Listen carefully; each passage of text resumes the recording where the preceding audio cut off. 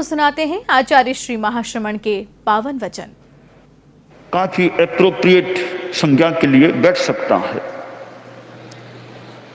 तो प्रकारों में आहार संज्ञा, भय संज्ञा, मैथुन संज्ञा, परिग्रह संज्ञा, क्रोध संज्ञा, मान संज्ञा, माया संज्ञा, लोभ संज्ञा, लोक संज्ञा, ओग संज्ञा, ये 8 और 2 10 प्रकार हैं।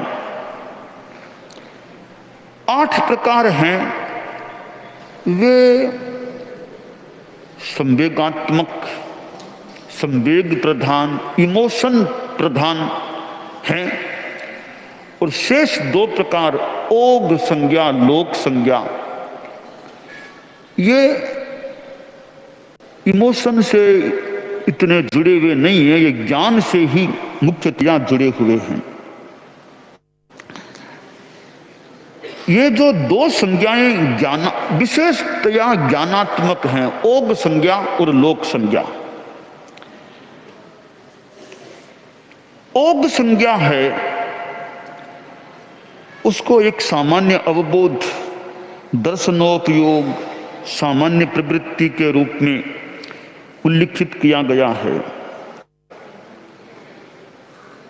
और यह ज्ञान इंद्रिय के निमित्त से भी होता है, अनिंद्रिय मन के निमित्त से भी, अनिंद्रिय के निमित्त से भी हो जाता है। जैसे मति ज्ञान होता है तो 5 इंद्रियों से भी हमें ज्ञान होता है।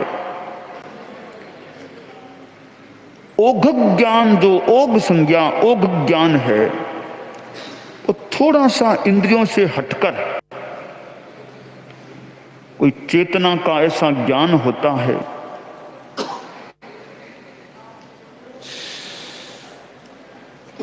एक बात बताई गई है कि 5 इंद्रियां हैं, वैज्ञानिक जगत में एक 6ठी इंद्रिय मानी गई है, उसकी कल्पना की गई है। वो 6ठी इंद्रिय ओग संज्ञा वाली हो सकती है, उससे तुलना की जा सकती है।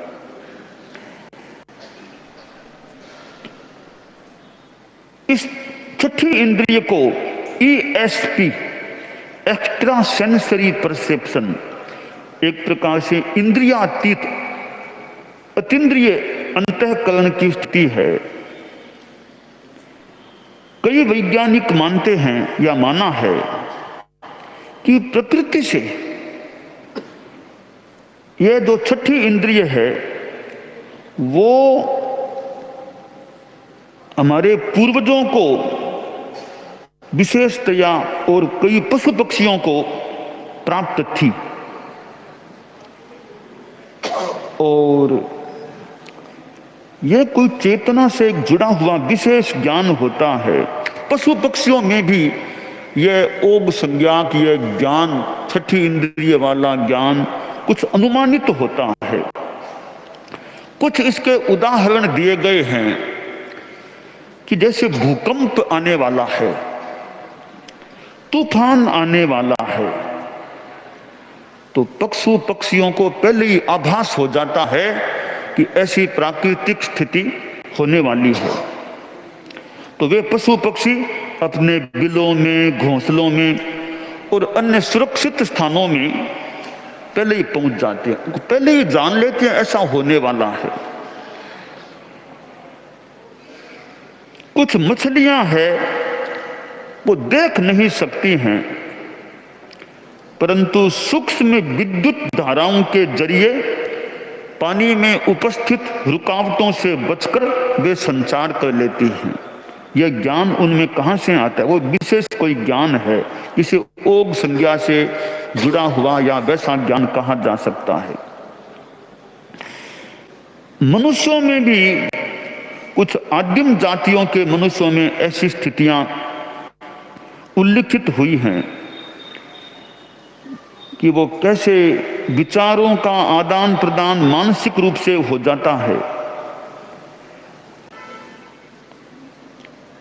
तो ये पशु पक्षियों में और कुछ मनुष्यों में जो विशेष ज्ञान जो बताया गया है वैज्ञानिकों के संदर्भ में भी, यह एक ओग संज्ञा या कोई पता नहीं कोई इंट्यूशन पावर या चेतना से जुड़ा हुआ जो इंद्रियों के ज्ञान से थोड़ा हटकर के ज्ञान हो सकता है।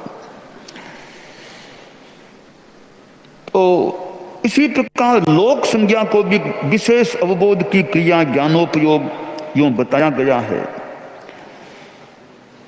तो ये दो संज्ञाएं हैं वो इमोशन से इतनी जुड़ी हुई नहीं, वो ज्ञानात्मक चेतना से जुड़ी हुई हैं। इनका संबंध कुछ ज्ञानावरणीय कर्म के क्षयोपशम से विशेषतया हो सकता है। बाकी जो 8 संज्ञाएं हैं उनमें भावात्मकता की प्रधानता है।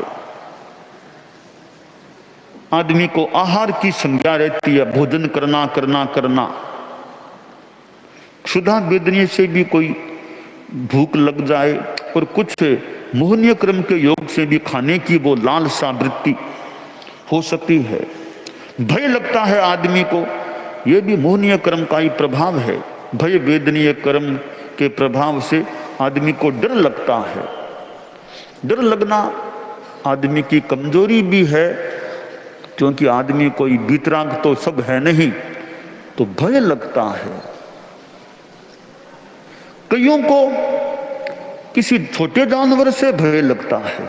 हमारे एक मुनिश्री हैं, चूहे की जाति से डर जाते हैं। चूहे की जाति से चूहा दिख गया तो वो कुछ डरने लग जाए। हमारे कोई साध्वी जी बिल्ली से डर जाती है। ऐसी वो भय की संज्ञा मानो कोई ऐसा कोई ग्रंथि हो गई या अमुक चीज के साथ भय जुड़ गया। वरना चूहे से कई लोग बिल्कुल नहीं डरते, आ गया चूहा आ गया, कि चूहा दिखा वो डर लगने लग जाए। बिल्ली आ गई, बिल्ली से क्या डरना, आ गई तो आ गई बिल्ली। पर किसी किसी के वो भय वेदनीय की अमुक प्राणी के साथ कोई इतनी ग्रंथि बंध जाती है कि वो प्राणी दिख गया तो भय लगने लग जाता है। कोई कुत्ते से डर जाए, ठीक है, सांप से डरे आदमी मान ले, सांप से डर गया, सिंह से डर गया, पर ये बिल्ली से डरना और छोटा मोटा कुत्ता आ गया डर लगना, तो ये भय संज्ञा प्रतीत हो रही है कि अमुक स्थिति के साथ भय संज्ञा कोई प्रतिबद्ध हो गई, जुड़ गई, तो वो चीज दिखी भय लगने लग गया। ऐसे ही मैथुन संज्ञा भी होती है। परिग्रह की संज्ञा, संग्रह की चेतना, वही इकट्ठा कर लो, वही ले लो, वही ले लो। कोई पदार्थों के प्रति या व्यक्तियों के प्रति भी आसक्ति, लालसा, तृष्णा, इस प्रकार वो ग्रहण, संग्रह, परिग्रह की लालसा वृत्ति हो जाती है। क्रोध संज्ञा है तो गुस्सा आता रहता है, बात बात में गुस्सा। कई बार तेज गुस्सा भी, कईयों को तेज गुस्सा आता है और बोलना शुरू कर देते हैं, कोई चीज फेंक देना, तोड़ देना, कर देना, ऐसे कर देते हैं, प्रहार भी कर देते हैं करने वाले। तो यह भी एक संज्ञा है। अहंकार की संज्ञा, बात बात में अपने को बड़ा दिखाने का प्रयास करना कि पता चले मैं कितना बड़ा आदमी हूं। ठीक है, एक तो जानकारी के लिए बताना अलग बात है, एक वो घमंड के रूप में अपने आप को प्रस्तुत करना। तो अहंकार, मान की भी संज्ञा, माया की संज्ञा, आदमी छल कपट कर लेता है, ठगने की वृत्ति, कपट की वृत्ति, छुपाने की वृत्ति, कि माया भी संज्ञा है, लोभ की भी संज्ञा है, परिग्रह से जुड़ी लोभ की संज्ञा। दो संज्ञाएं पहले बता दी। तो हमारा जीवन है जो सामान्य जीवन है, छठे गुणस्थान तक के जीवों का जीवन है, इसमें ये संज्ञाएं योगात्मक रूप में, अशुभ योग के रूप में भी आ सकती है। सम्यक्त्व के भी प्रमाद हो सकता है और मिथ्यात्व के भी हो सकता है। तो ये संज्ञाएं हैं। अब अमुक गति में अमुक संज्ञा विशेष है। एक एक संज्ञा की प्रधानता भी देखी जा सकती है या बताई जानी जा सकती है, खोजी जा सकती है। देवगति में किस संज्ञा की प्रधानता, मनुष्य में कौन सी, त्रियंच में कौन सी, नरक में कौन सी, एक एक संज्ञा की प्रधानता एक एक आदमी में भी देख लें, किस आदमी में किस संज्ञा की प्रधानता है। जैसे एक तो सामान्य रूप में कि अमुक आदमी डरता ज्यादा है, इसमें गुस्से की वृत्ति ज्यादा है। अब हमें क्या करना चाहिए? हमें यह करना चाहिए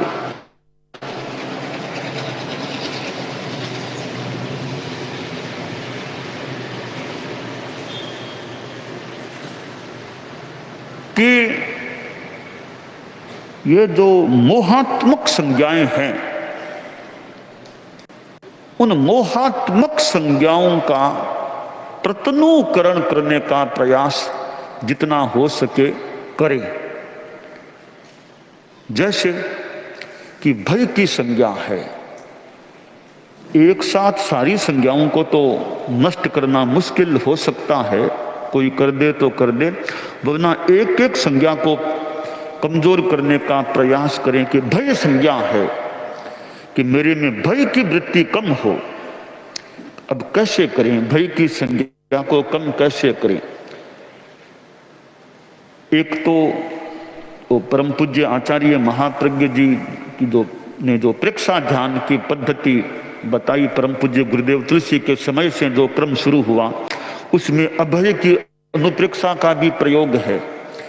वो एक माध्यम बन सकता है अभय के विकास का। या कोई जप के द्वारा भी नमो जिनानम जय भयानम, नमो जिनानम जय भयान, ऐसे जप का अवध भी ले सकते हैं। और तात्कालिक भय की स्थिति में विशेषतया कोई इष्टादि का मंत्र का प्रयोग कर सकते हैं, ताकि मनोबल बढ़ सके, भय की स्थिति भी दूर हो सके।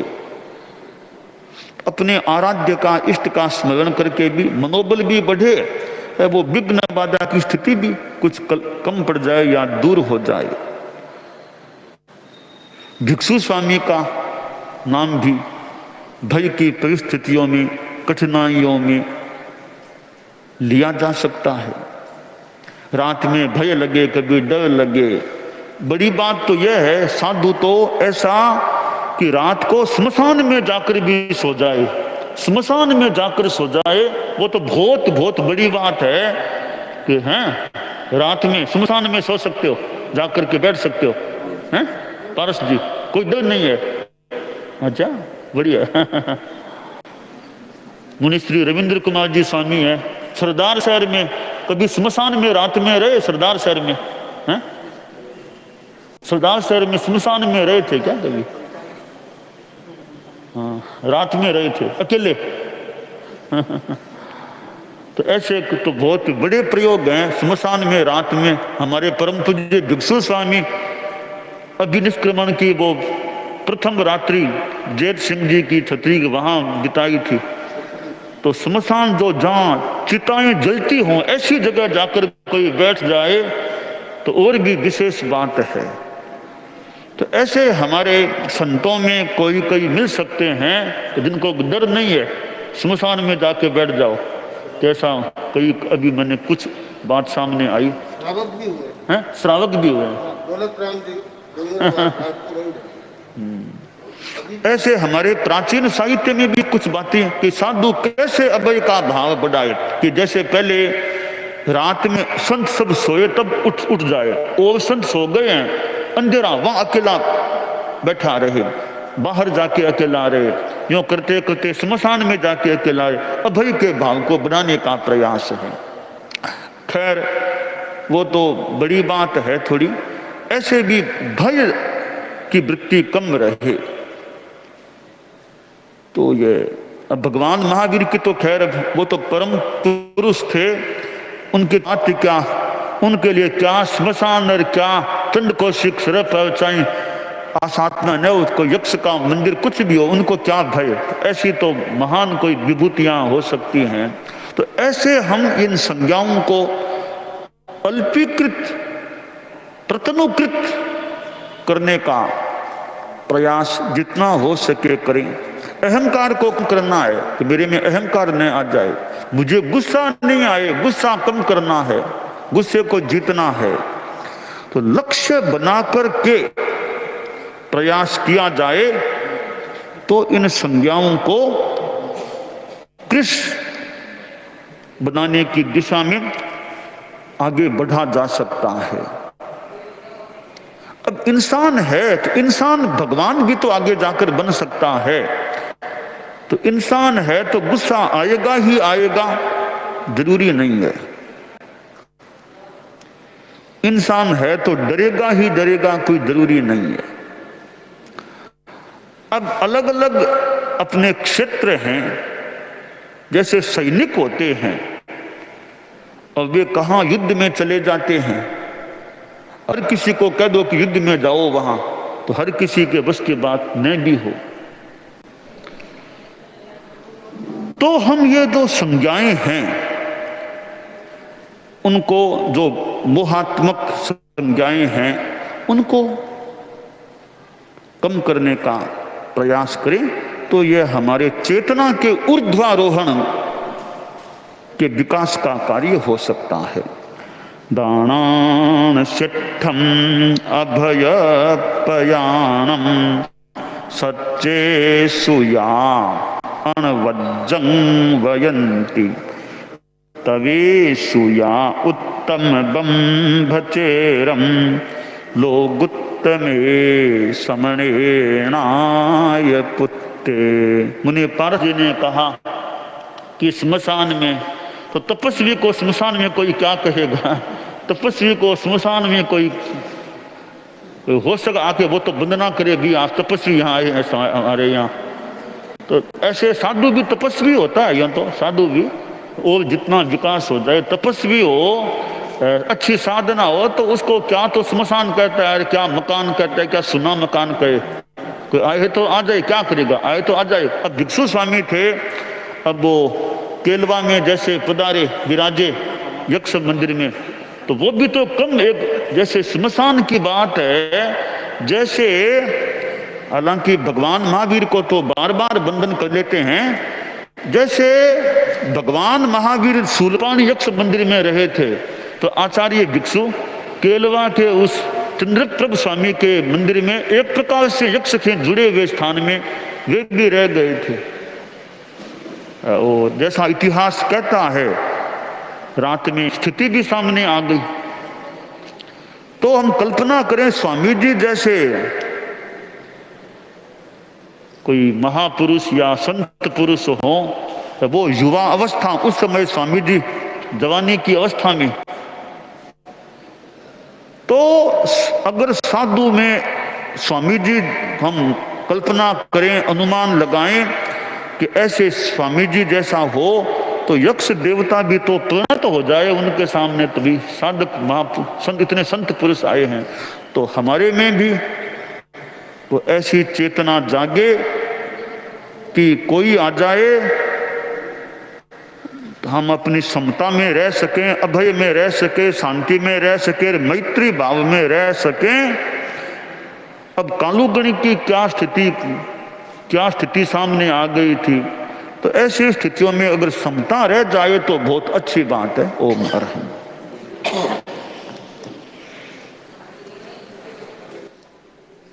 पूज्य प्रवर की अमृत देशना हुई, हम अपने जीवन में अभय का विकास करते चले जाएं। अब पहले उपवास आदि का प्रत्याख्यान, फिर पूज्य प्रवर का मंगल पाठ, और उसके बाद में ये कार्यक्रम है बोधि सम्मान का। वैसे तो पूज्य प्रवर की कृपा से सम्यक दर्शन, ज्ञान, चारित्र, ये बोधि, और इसमें भी हमारी उत्कृष्ट रूप में यदि आराधना होगी, तभी हम वह मोक्ष सिद्धि का सम्मान प्राप्त कर सकेंगे। फिर भी पूज्य प्रवर के मंगल पाठ के पश्चात बोधि सम्मान का कार्यक्रम है वह भी संपादित हो सकेगा। पहले उपवास आदि का प्रत्याख्यान, फिर मंगल पाठ। उपवास, बेला तेला आदि पचखने के इच्छुकों के लिए सूर्य उग गए अभत्तठं पचखामि असनम खाइमम साइमम अप्पानम बोशिरामि। कल सूर्योदय तक तीनों आहारों का त्याग है। अरहंता मंगलम, सिद्धा मंगलम, साहू मंगलम, केवली पन्नतो धम्मो मंगलम। अरहंता लोगुत्तमा, सिद्धा लोगुत्तमा, साहू लोगुत्तमा, केवली पन्नतो धम्मो लोगुत्तमो। अरहंते शरणम पवज्जामि, सिद्धे शरणम पवज्जामि, साहू शरणम पवज्जामि, केवली पन्नतम धम्मम। अभी एक चीज का विशेष ख्याल रखें, अंदर जो संबंधित व्यक्ति हैं जी,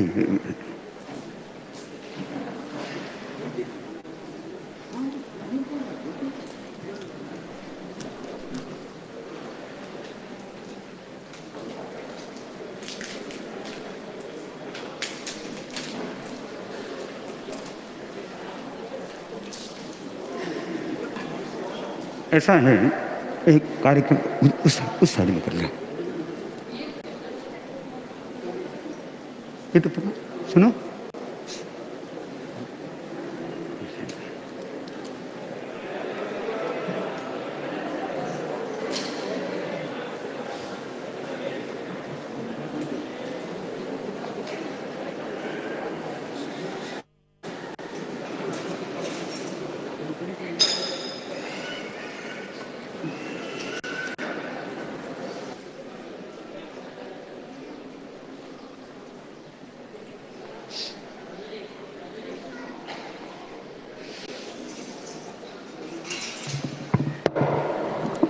अंतर्दृष्टा प्रेक्षा सृष्टा हमारे जीवन प्राण, तुलसी महाप्रज्ञ महाशमन, तुम्हें कोटि कोटि प्रणाम।